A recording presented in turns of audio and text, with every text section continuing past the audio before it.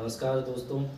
आज फिर हम एक बार आपके सामने उपस्थित हैं और मैं आज फिर आदरणीय संगीता प्रसाद मिश्र जी के यहाँ हूँ। आपको जैसा मैंने बताया कि आदरणीय संगीता प्रसाद मिश्र जी छायावाद के वरिष्ठ आलोचकों में गिने जाते हैं और छायावाद के प्रमुख आलोचक आचार्य नंदलाल वाजपेयी जी के प्रिय शिष्यों में से एक हैं।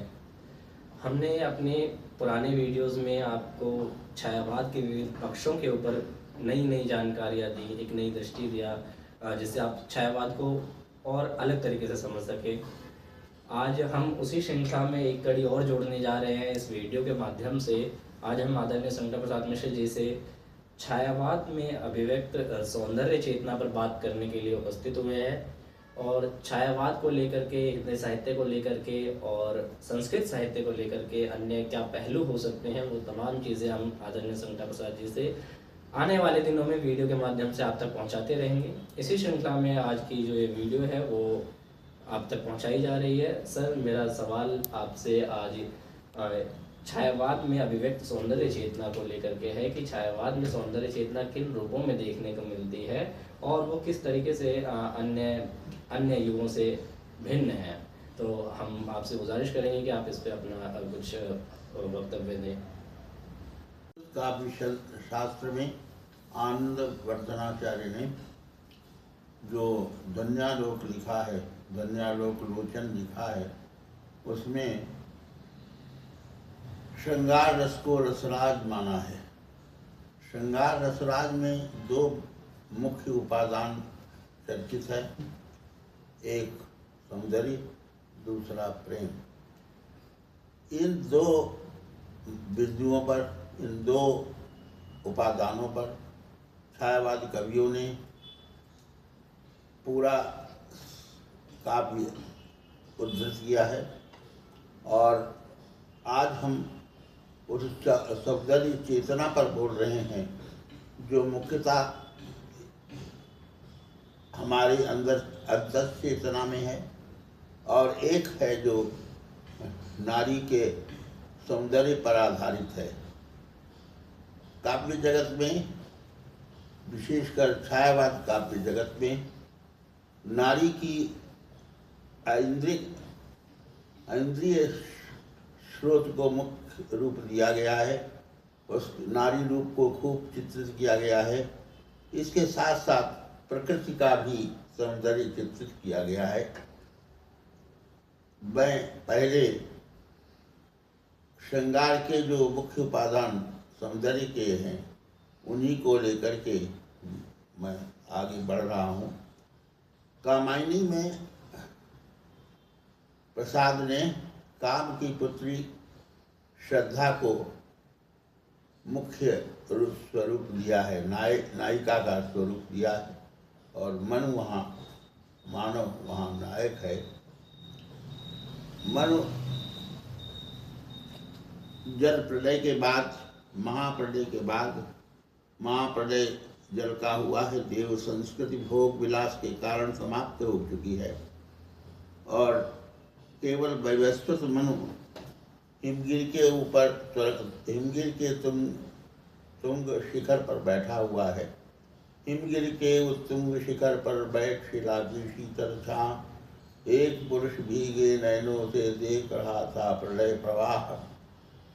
ऊपर हिम था, नीचे जल था, एक सघन था, एक तरल, एक तत्व की ही प्रधानता, उसे कहो जड़ या चेतन। जब मनु निराश रूप में एकांत में बैठा हुआ था तो वरुणपुत्री शतरूपा उस महासागर से बाहर आती है और मन को अपना समर्पण करना चाहती है। नारी के रूप में, उसे पति रूप में, नारी के माध्यम से, नारी रूप के माध्यम से पति रूप में चाहती है। तो कहती है, तो प्रसाद जी कहते हैं, तुम नारी तुम केवल श्रद्धा हो, विश्वास रजत नगपग तल में, पीयूष श्रुत सी बहा करो जीवन के सुंदर समतल में।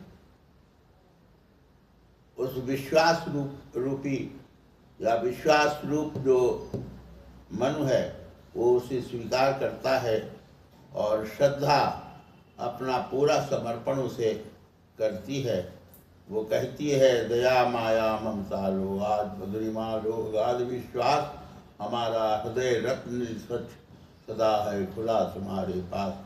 इस पूर्ण समर्पण के बाद श्रद्धा मानव को मार्ग दिखलाती है, उसके साथ जीवन संगनी बनकर जाती है और बीच में ईरा के पास मन जाता है और वहाँ से जब वो आहत होता है तो फिर श्रद्धा का आंचल पकड़ता है और श्रद्धा उसे सहयोग देती है, पूरा सहयोग देती है और एक ऐसे आनंद की स्थिति में उसे ले जाती है जहाँ प्रसाद कह उठते हैं, समरसथा जड़ या चेतन, सुंदर साकार बना था, चेतनता एक विरसी, आनंद अखंड घना था। कामायनी में प्रसाद जी ने यह दिखलाया है कि मनुष्य श्रद्धा के साथ और विश्वास का जब योग होता है, उस योग से मनुष्य आनंद की स्थिति को प्राप्त कर सकता है। इस सुंदरता के योग से ही मनुष्य की सफलता निश्चित हो सकती है। चंद्रगुप्त नाटक में प्रसाद जी ने सौंदर्य की एक सूक्ष्म अभिव्यक्ति की है। तुम कनक किरण की अंतराल में दुख छिप कर चलते हो क्यों, ये लाज भरे सौंदर्य बता दो, मौन बने रहते हो क्यों, अधरों के मधुर कगारों में कलकल भर की गुंजारों में लघु सरिता सी हंसी अपनी पीते रहते हो क्यों, बेला विभ्रम की बीच चली रजनीगंधा की कली खिली, फिर क्यों तुम चुपचाप तरल हंसी अपनी पीते रहते हो क्यों। इस तरह प्रसाद ने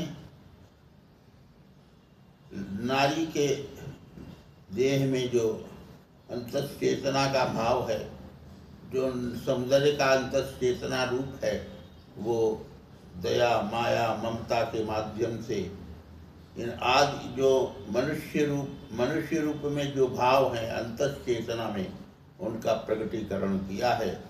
चाहे वो तब भी नहीं दिखा रहा। अच्छा, ये 1x ये दिखा तो रहे नीचे 6 मिनट तो इसमें दिख- कामायनी में प्रसाद ने सौंदर्य चेतना के साथ साथ प्रकृति सौंदर्य को भी अभिव्यक्त किया है और उनके अन्य भाव भी अन्य ग्रंथों में अन्य जगह भी उनके भाव प्रकृति के प्रति उदात्त भाव प्रकट हुए हैं। प्रकृति सौंदर्य की का आधार है। सौंदर्य की मानो एक गुच्छा है, गुलदस्ता है। प्रसाद ने अपने लहर में उन्होंने बीती विभावरी के सौंदर्य को व्यक्त किया है। बीती विभावरी जागरी, अंबर पनघट में डुबो रही तारा गट उठा नागरी, खग कुलकुल सा है बोल रहा, किसलय का अंचल डोल रहा, लो ये लतिका भी भर लाई, मधुमुकुल लवर रस गागरी, बीती विभावरी जागरी। जी। और निराला ने भी प्रकृति के अनेक भावों को अपने काव्यों में प्रकट किया है और उसके सौंदर्य को उकेरा है। विशेषकर दिवसावसान का समय है, निराला कह उठता है, सूर्यास्त हो रहा है। उस समय वो निराला कहता है दिवसावसान का समय मेघमय आसमान से उतर रही है, वह संध्या सुंदरी परी सी धीरे धीरे धीरे। जी। प्रकृति और नारीगत सौंदर्य दोनों एक भाव हैं। नारी स्वयं प्रकृति रूपा है। उसके जीवन में प्रकृति का सौंदर्य ही सबसे बड़ा सौंदर्य है। उसके नारी जीवन में प्रकृति जीवन का जो आनंद है, जैसे प्रकृति में एक वृक्ष फूलता है, आम्र का वृक्ष जो है पैदा होता है, धीरे धीरे वो बड़ा होता है और उसमें आम्र मंजरी आती है। आम्र मंजरी के साथ भ्रमरों का रूप, भ्रमरों का झुंड वहाँ प्रस्तुत होता है और वह उसे फलदार बना देता है। ऐसे ही नारी फलवती है, जीवन को ढालती है, जीवन का विस्तार करती है, बच्चों को पालती है, जन्म देती है, और जैसे जैसे बच्चे बड़े होते हैं सृष्टि का विकास होता है और यही विधि का विधान है जिसे वो करती है। इसलिए नारी जितनी सुंदर है उतना ही उसका सुंदर भाव भी है, उसका चरित्र भी है, उसका सफर भी है। उसके जीवन में अमृतमयी वाणी है, उसके जीवन में अमृतमय उसका एक स्वरूप है जो अपने बच्चों में उड़ेलती है। ये भी एक नारी का सौंदर्य है जो अंतश्चेतना का सौंदर्य कहलाता है।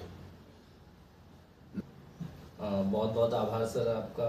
आपने हमारे दर्शकों तक छायावाद में अभिव्यक्त सौंदर्य चेतना को इतने व्यापक रूप में पहुंचाया।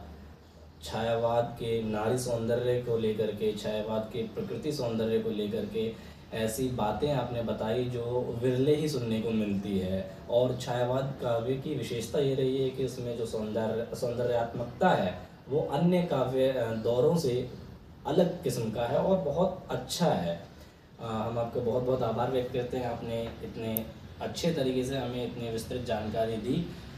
दर्शकों, मैं आप लोगों को बताना चाहूँगा कि हम अपने वीडियोज़ के माध्यम से साहित्य से जुड़े विभिन्न पहलुओं को आप तक पहुंचाते रहेंगे और तब तक आप लोग हमारे इस चैनल के साथ बने रहें और हमारे इस चैनल पे आपको नोटिफिकेशन मिलती रहे लगातार नए वीडियोस की। उसके लिए आप इस चैनल को सब्सक्राइब कर सकते हैं और हम कोशिश करेंगे कि अच्छे से अच्छी वीडियो आप तक छायावाद के संबंध में और छायावाद से अलग हिंदी साहित्य के जो विभिन्न रूप रहे हैं, जो विभिन्न पहलू रहे हैं, उन पहलुओं को लेकर के, संस्कृत साहित्य के विभिन्न पहलुओं को लेकर के, क्योंकि सर संस्कृत साहित्य के भी बहुत मर्मज्ञ विद्वान हैं, तो आगे चलकर हम संस्कृत साहित्य पे भी कुछ वीडियो आप तक पहुंचाते रहेंगे।